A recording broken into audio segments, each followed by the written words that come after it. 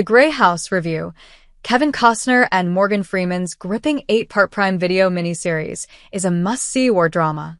Growing up in Virginia, on the land tread upon by soldiers marching to their deaths at the First and Second Battles of Bull Run, the Civil War has never been a distant memory. 161 years after the war ended, the evidence of one of the United States' darkest eras is etched into historical placards, road signs, and school buildings on every corner. Everything is still named after the men who waged war against their brothers for the right to enslave and abuse Black people under the guise of Northern oppression. Few landmarks, however, are named in commemoration of the brave men and women who risked their lives as Union spies, Underground Railroad operators, and abolitionists. Prime Video's harrowing new 8-part miniseries, The Grey House, spotlights a proud Virginian woman who operated a Union spy ring in the heart of the Confederacy's capital. What is The Grey House about?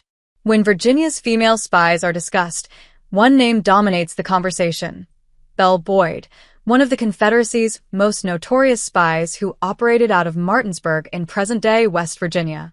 Admirers likened her to Joan of Arc or an Amazonian, all the while supporting an institution that sought to uphold slavery.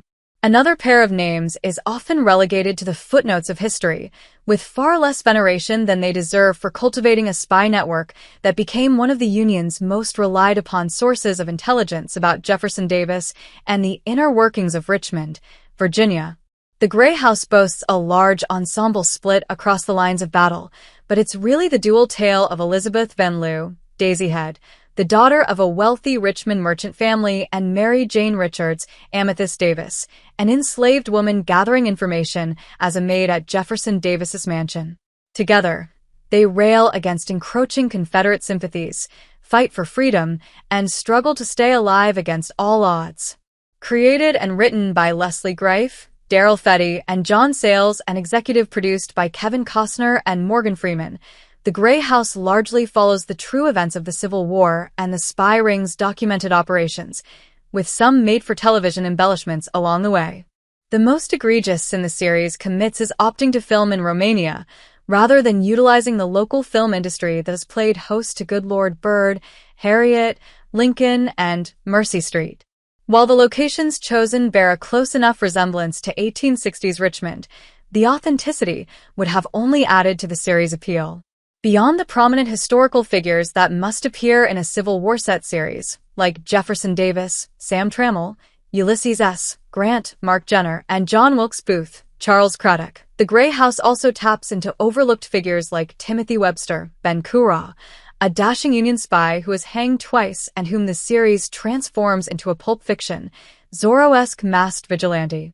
Additionally, The Grey House pulls from key moments in local history, such as the freak accident that killed Davis's young son, to fuel the main storyline. The Grey House stays faithful to history, both good and bad. The Grey House doesn't immediately throw audiences into the fog of war. It begins in 1861, just before Virginia secedes from the United States. Though there is an undercurrent of impending doom, the initial episodes establish Elizabeth's family dynamic with her mother, Eliza, Mary Louise Parker, brother, John Jr., Ewan Miller, and sister-in-law, Laurette, Catherine Hannay, and underscore her positioning in society as an eligible young woman. Her would-be suitor, Hampton Arsenault, Colin Morgan, looks good on paper and at balls, but he is ideologically opposed to everything Elizabeth stands for. By episode 3, The Grey House introduces the fictional Captain William Lounsbury, Colin O'Donoghue, who is captured during the Battle of Bull Run. This is where the series takes on a bit more loose adherence to historical facts. While Elizabeth did assist in breaking out a pair of Union prisoners of war, an action that set her on a course to directly work for the U.S. government, there is no evidence that she became romantically entangled with any of the men she assisted. That said, Elizabeth and William's short-lived romance is one of the best aspects of The Grey House.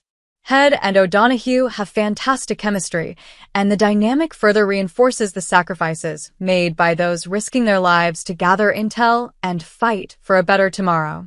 While much of Van Lew and Richard's activities during the war are relegated to conjecture, the Grey House stays faithful to what life would have been like for both of them, as well as the other women around them, including Clara Parrish, Hannah James, a sex worker who assists in listening and relaying information. Van Loo's status in the community may afford her the freedom to avoid the brutal violence against women that Clara and even Laurette endure, but she still faces untold horrors in the form of witnessing her allies meet brutal fates. One could argue that the Grey House leans into a sort of trauma porn when it comes to the violence inflicted upon women and Black characters, but the unsettling images are a brutal reminder of what really went on beyond the battlefields.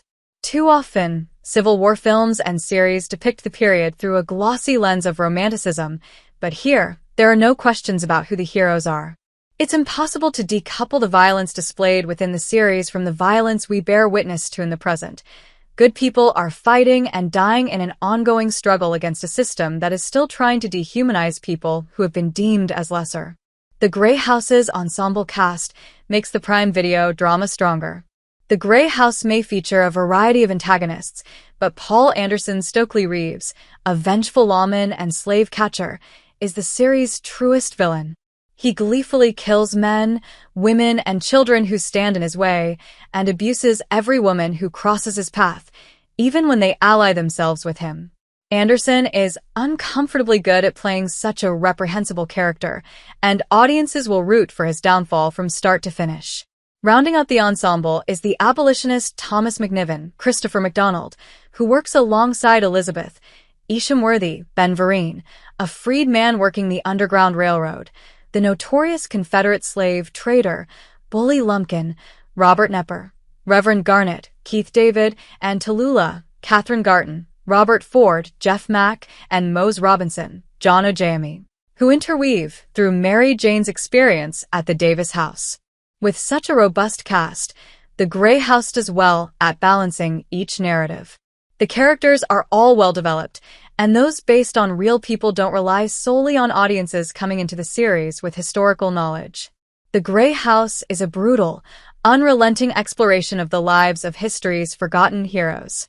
Though the Civil War is a well-trod backdrop, Prime Video's new miniseries strives to set itself apart with its narrative styling.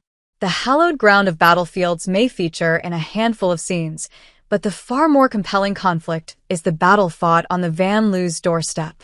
While this series is bound to make all the right people angry, it has the stamp of approval from this tried-and-true Virginian historian who always loves to see forgotten.